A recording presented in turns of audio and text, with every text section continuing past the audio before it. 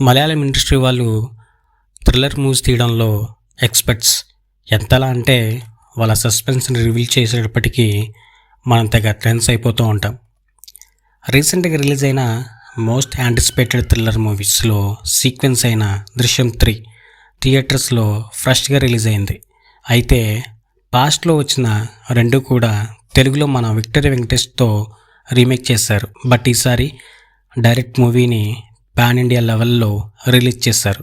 మరి ఈ మూవీ ఎలా ఉంది? ఆడియన్స్ని థ్రిల్ చేసిందా లేదా? స్టోరీ దృశ్యం పార్ట్ 2 ఎక్కడైతే ఎండ్ అయిందో అక్కడి నుంచే ఈ థర్డ్ పార్ట్ స్టార్ట్ అవుతుంది.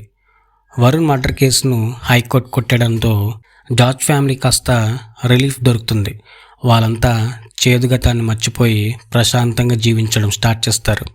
కొన్నాళ్ళకు జార్జ్ వాళ్ళ స్టోరీనే దృశ్యం పేరుతో సినిమా తీసి ప్రొడ్యూసర్గా భారీ సక్సెస్ని అందుకుంటాడు. ఆ సంతోషంలో తన పెద్ద కూతురైన అంజుకి పెళ్లి సంబంధాలు చూస్తాడు. కానీ అన్ని లాస్ట్ మినిట్లో పోతాయి. ఏంటా అని జార్జ్ ఆలోచిస్తే అసలు విషయం బయటపడుతుంది. అదేంటి? జార్జ్ని ఎలాగైనా దెబ్బ కొట్టాలని పోలీసులు ఆ ట్రాప్ని ఎలా వాడుకున్నారు? ఈసారి తన కుటుంబాన్ని కాపాడుకోవడానికి జార్జ్ ఏం చేశాడు అనేవి సినిమా చూసి తెలుసుకోవాలి. ఇప్పటిదాకా ఈ మూవీ పార్ట్ 1 అండ్ 2 తెలుగులో ఉండటం వల్ల ఆ క్యారెక్టర్స్ని, రోల్స్ని గుర్తుపెట్టుకున్నాం. కానీ ఇప్పుడు డైరెక్ట్ రిలీజ్ వల్ల ఆ ఒరిజినల్ లాంగ్వేజ్లోని క్యారెక్టర్స్ నేమ్స్ ఉండటం వల్ల మన ఆడియన్స్ ఎవరో ఏంటి అనేది కాస్త కన్ఫ్యూజ్ అవుతారు. ఆ ట్విస్ట్ కూడా అర్థం చేసుకోవడానికి టైం పడుతుంది. ఫస్ట్ హాఫ్ ఇంటర్వెల్కి ముందు కథ స్లోగానే రన్ అవుతుంది.